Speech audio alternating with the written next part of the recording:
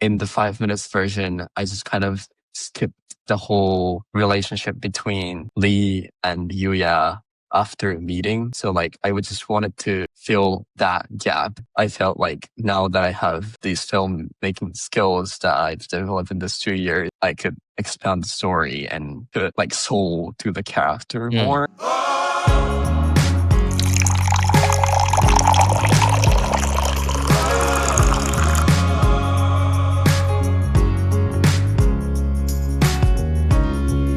What's up, and welcome to another episode of the KopiBros show presented by the Chit Podcast Network. Now, today, we actually had a very interesting experience of speaking to Izumo Kawabe, okay, which is the director for a short film called A Mother's Recipe, and is recently crowdfunding. Actually, he has already reached his target for crowdfunding to do a longer version, extended version of it, and he hopes to, of course, send this to film festivals and for it to do well. Themes of identity, about displacement, about, different cultures, about empathy are very, very core themes that tug at the heartstrings of people. And I think he spoke very interestingly and very in-depth about some of the experiences and some of his own experience coming from Japan and how he fused that into the film.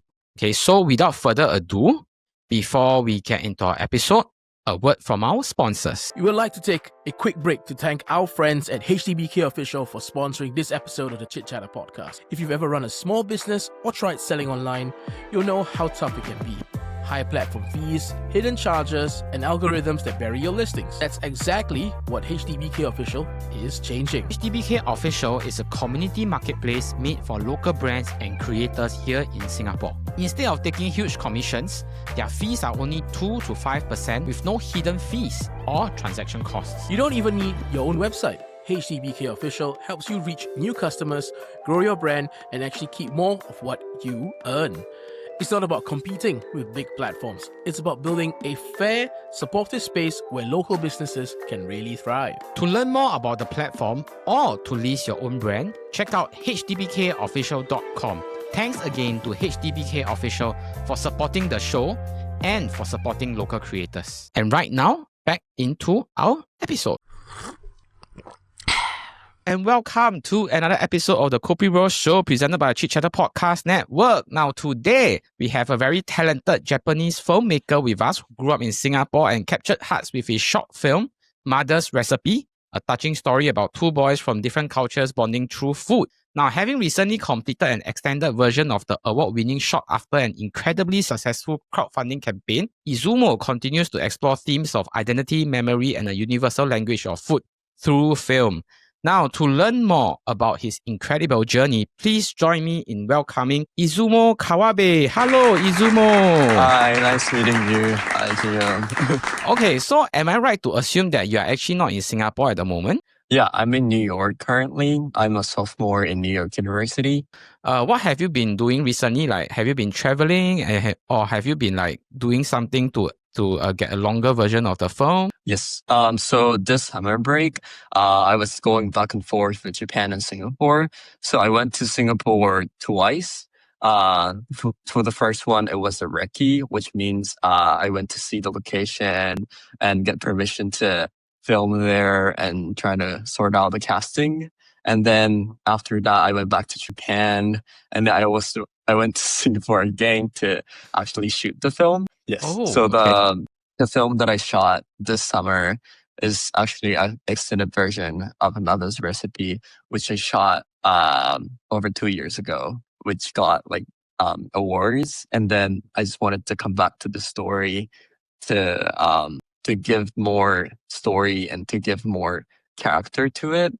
And then the first one seemed like a little bit of snippets of a longer story. So I wanted to get a longer version out there to really say what I wanted to say. You traveling between 3 places, right? Japan, Singapore, and New York now.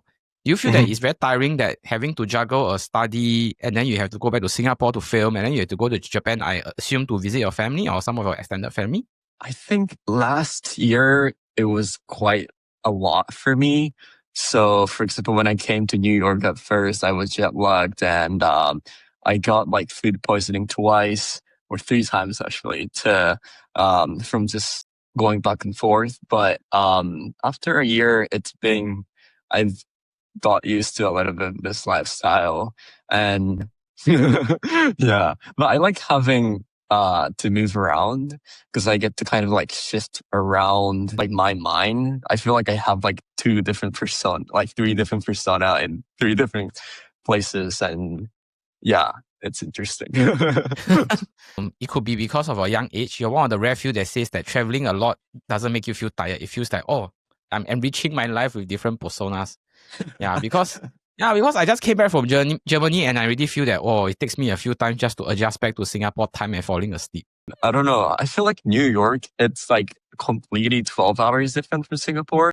So like I went to Switzerland early this year for a film festival, which was also from Mother's Recipe. Yeah, that was quite a huge juggle, huge difference from Switzerland, New York, and back to Singapore. Okay, so speaking about having three different identities and in three different, I would say, cities or three different countries, I think we always like to start by learning about where our guests come from.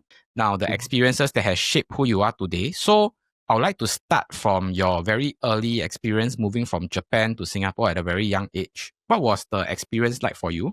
I moved to Singapore when I was 11 years old.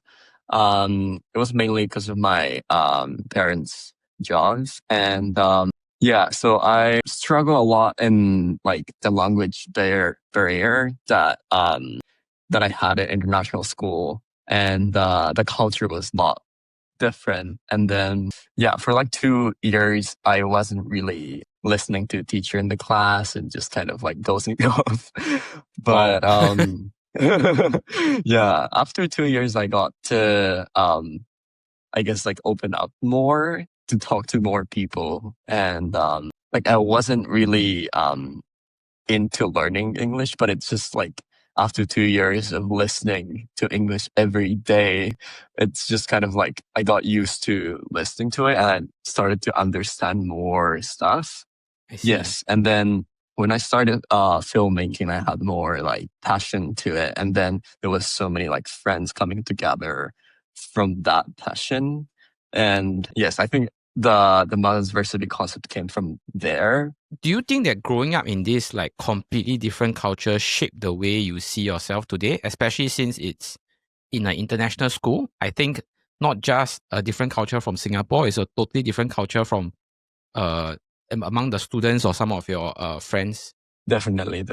I had this like alienation kind of thing when I went to Singapore the first time. Like I realized after 2 years, it's like an international school, everyone kind of comes together to the same school and everybody has different culture and background. Everybody is kind of like alien.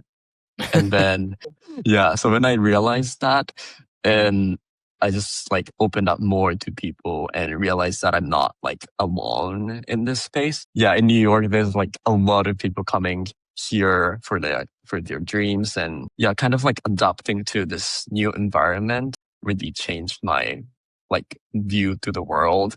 Because in Japan is more like more ethnic, and I feel like I was kind of in that comfortable zone. And when I go out from that comfort zone, I realized like the world is so much bigger than I knew it was. So like I feel like that experience really changed me. What would you say is some of the more caught in between moments when you first came, like maybe the first 2 years? In Japan, we don't really talk about like our emotion as much. So we tend to be shy.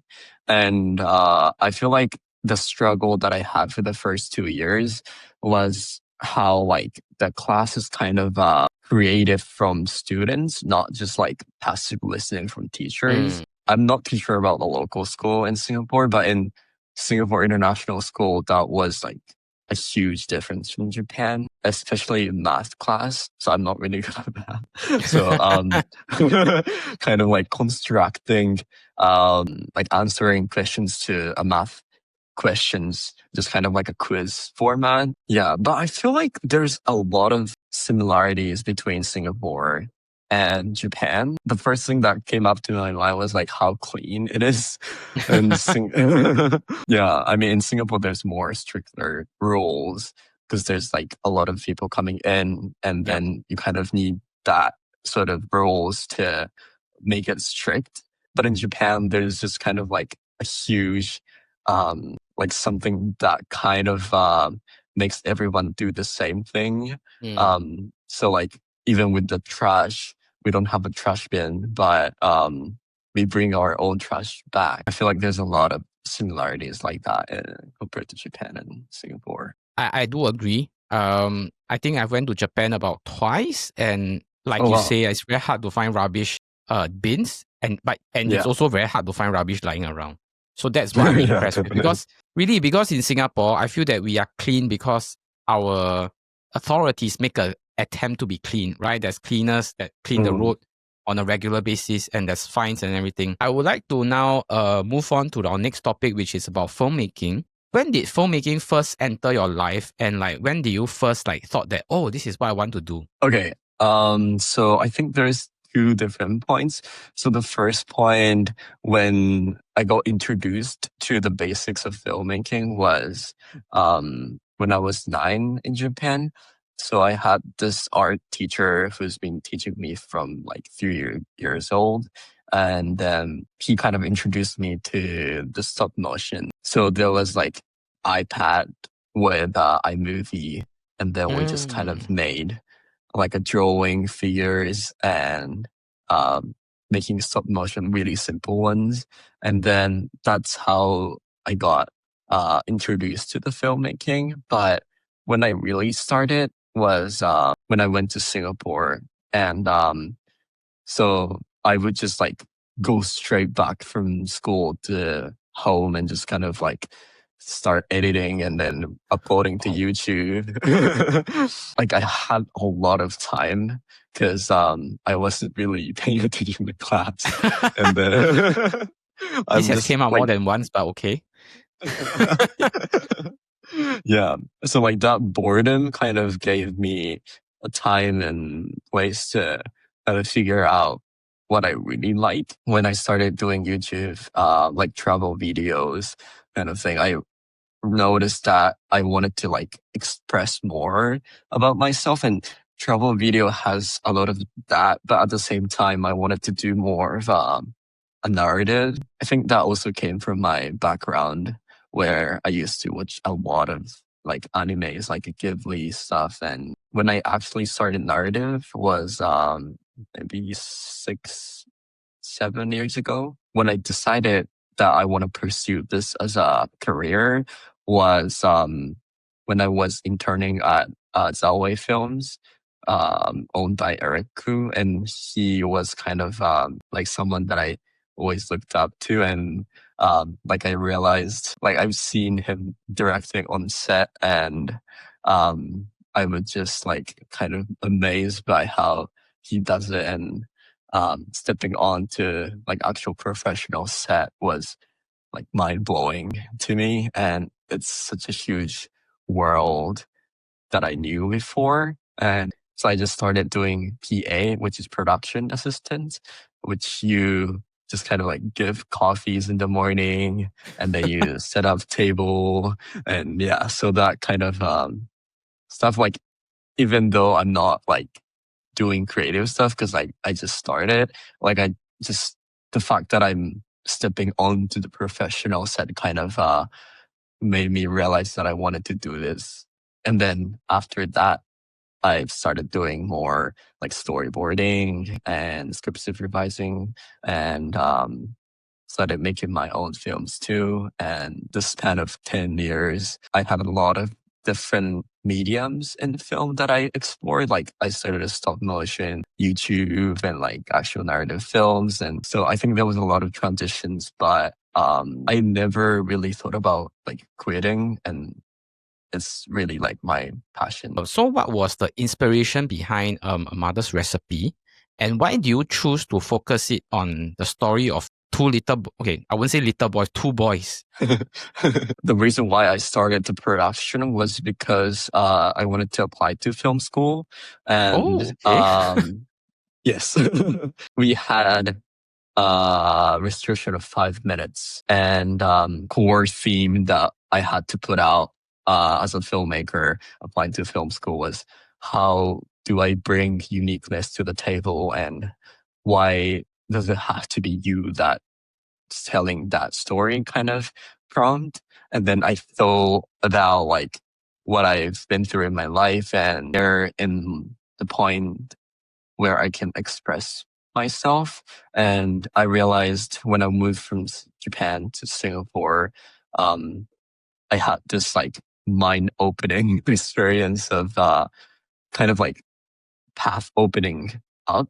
So I just wanted to explore that theme. And then to the point that you mentioned, why I focused on the relationship between two boys who came from completely different backgrounds, or it's also mainly because of the personal story. So for that 2 years, when I moved from Japan to Singapore, I was just kind of like doing everything by myself, and I was still making films, but I would edit by myself. But when I started to like realize that I wanted more information, and because like at that time there wasn't really anything that you can access on YouTube in Japanese, you can learn in depth about editing. So like I needed that kind of community, and so everyone kind of like came together.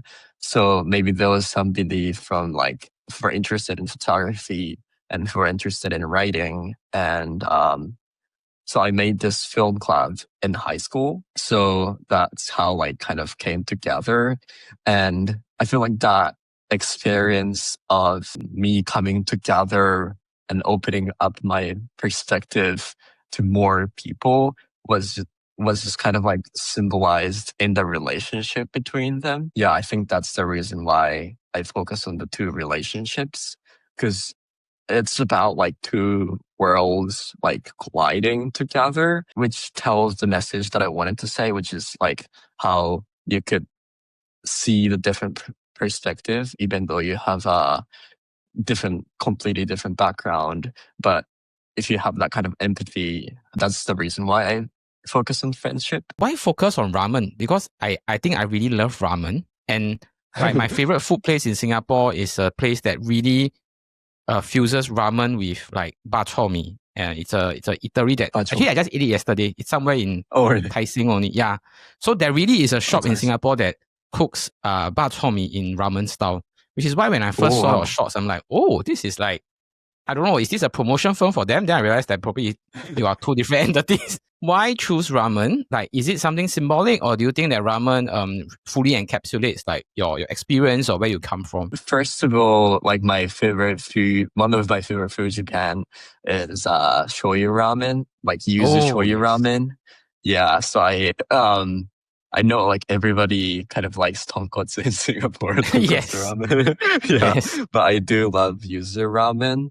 The reason why I kind of chose ramen as a part of the story is because I was looking through what's something that could bond together two worlds into like one thing. Like for me, that was filmmaking. Felt that like food could be the representation of the culture that they came from. Like in Singapore, they don't really like spend that much money on like fashion, but like they spend so much money on food. Yes. And like there's so much like rich culture to it. I feel like there was something that I could explore in Singapore culture, especially food. And then I found this documentary of the Yuan Meat Pot, which we filmed in Mother's Recipe. No, I think I went to their place first, like 3 years ago, just ate as a customer. And then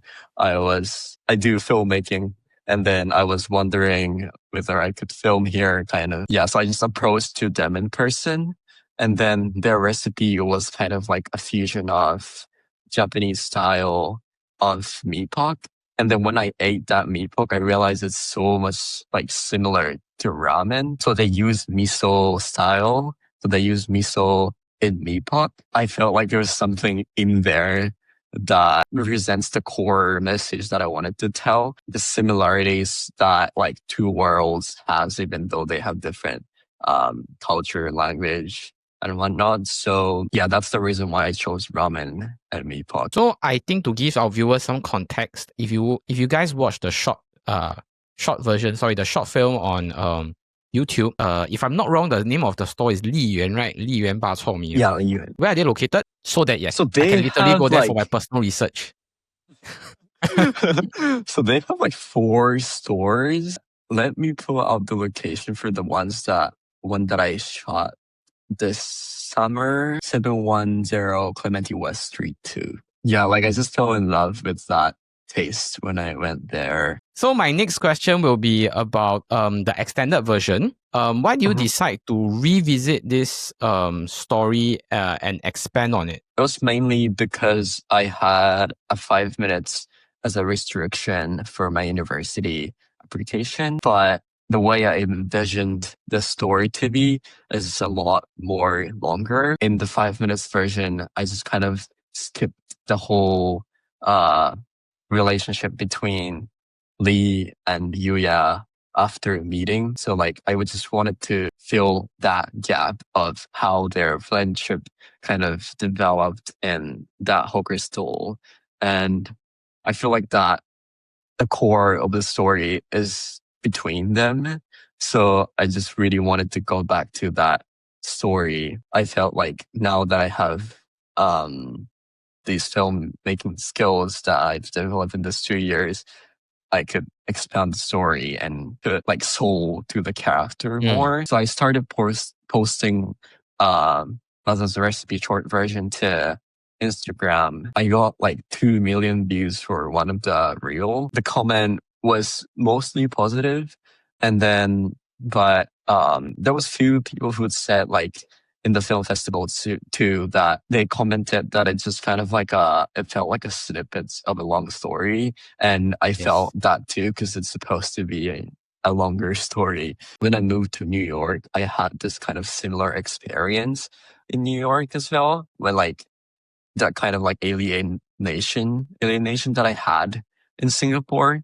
So I mean, I'm not like native, but I didn't really feel anything about not speaking like a native in Singapore, because I feel like in Singapore, like everybody kind of has different English, like the way they speak. But in New York, there's certain like way of English that native speakers speaks, and like that was kind of like a struggle that when I came here that I faced. And yeah, so I never felt that like my English will be a challenge for me. But when I realized that I went to creative writing class, there was a lot of people who wanted to like make living out of writing. So it's nothing about just conversation. It's more of like how you use that term to kind of symbolize and tell the story and tell message through the choice of words and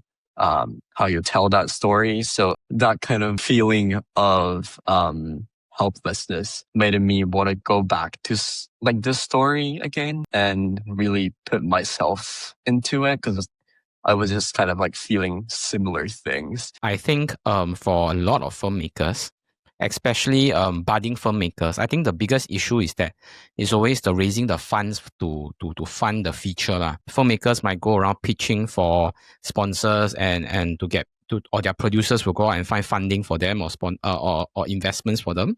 I think for you, you have went for the crowdfunding route.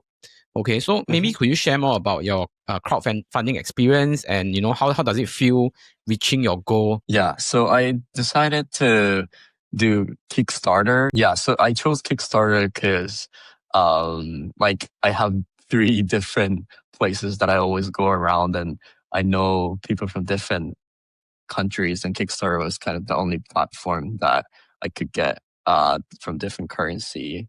And I feel like that kind of helped a lot. The reason why I went for the crowdfunding, I realized that I had this audience from Instagram. I mean, it's definitely not that big, but I realized I could like promote this Kickstarter as a campaign and kind of like bring everybody together. obviously I didn't have money to make this short, so that was the reason too. So at first I got this um crowdfunding from my Instagram audiences, and like in the middle it just kind of dragged away, and then the number was just kind of like stopped there. Yeah, there was a lot of like asking in person, meeting in person, because there's nothing that like I could give to the backers yet. Like I of course I do have like I could give like a preview link to them, or like executive producer credit, but like it's really nothing. So it was just more of like they're not looking for like the actual rewards that they're getting, but just wanted to support me. So there was a lot of like pressure on that while I was filming, because this was my first time doing Kickstarter and doing this kind of huge production. I knew that the only thing that I could give back to them was to make a good film. Yeah, I think there was a lot of pressure there. I think you have enough to cover, like you say, some of the entrance to the film festivals and some of the lodging for your team and whatnot.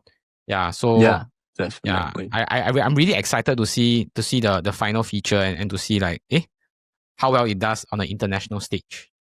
Thank you so much. Yeah, but talking about the pressure that I have in the production, it was really not just about like the backers, but it was about like a crews too. So like production company who worked with me called Zanto Films, and then so it was crew of 20, and we just kind of sat together like the whole month together and writing, developing, production. So I feel like that pressure that like I have to give a good films to the crew, and that was one of the hardest pressure that I had. I think you've been part of the Singapore creative scene for a few years.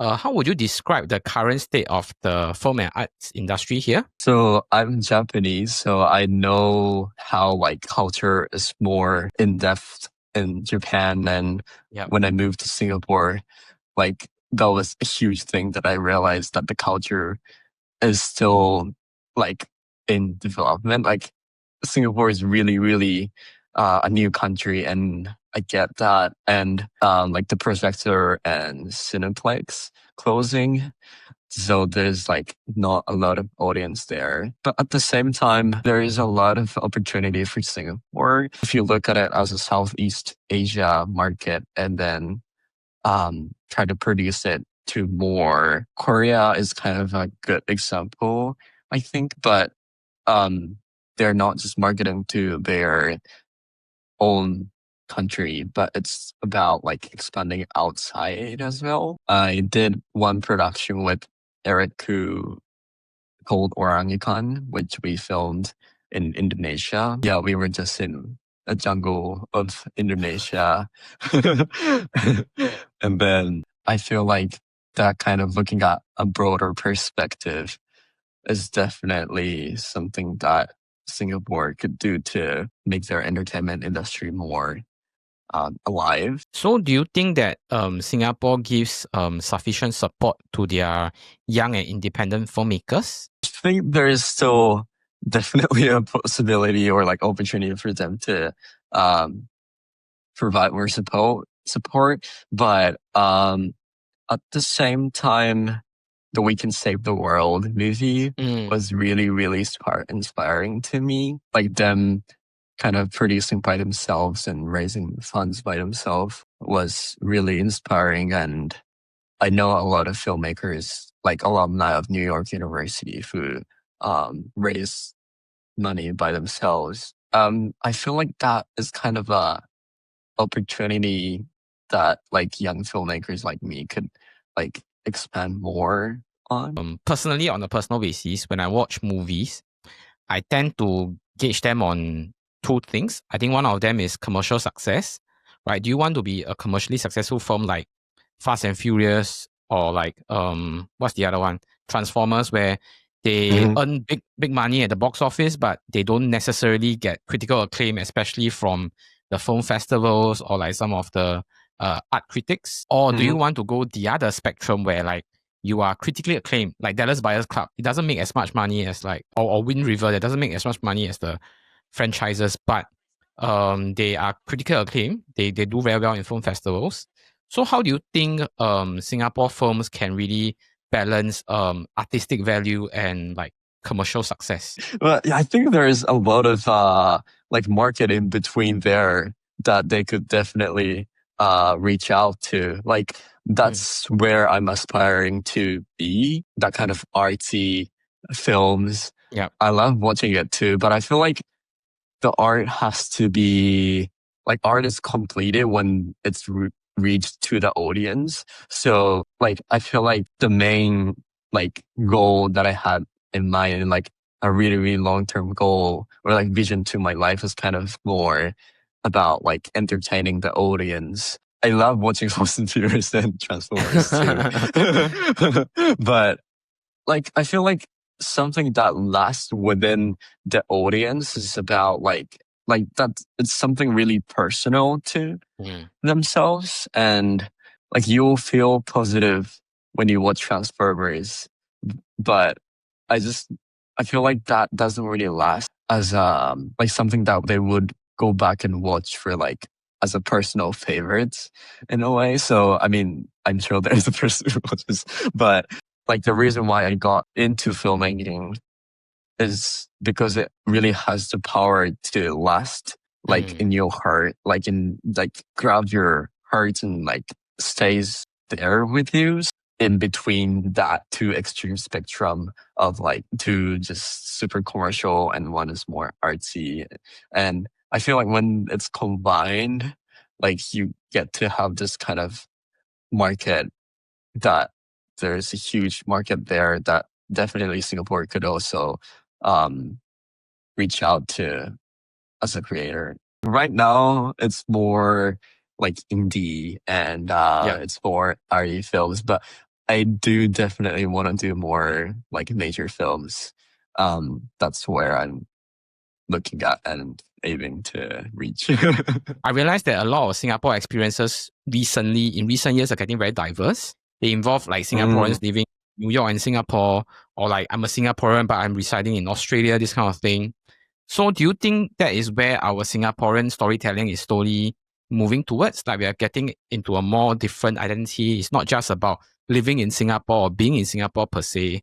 You know, it's about the ever-evolving identity of being a Singaporean. Definitely. Yeah, definitely. I think the one that I talked about, the story when I moved from Japan to Singapore, I felt that like alienation, but that really comes from me like only knowing about myself. Like when you try to understand other people, they also come from different cultures, background in Singapore. So I feel like that's the narrative that the Singapore really has. I realized that when I was with Eric for the production of Spirit World, this film was shot in Japan and it was a co-production with French production, Japanese production, and Singapore production. And it's starring Catherine Deneuve. And I feel like when I was on that set, I really felt like this is kind of like where maybe Singapore is headed. Like the production will be more like using more different co-production with different cultures and everybody's coming together. So that film is also about like family, but it's shot in Japan that has this like rich culture that's combined in three different cultures. I believe that this is where like a lot of Singapore narratives are going. Mother's Recipe, there's three languages, like Mandarin, more like Singlish Mandarin, and then Singlish English, and then Japanese. So like even this story itself, it's really like a Singapore story, but it has three different cultures to it.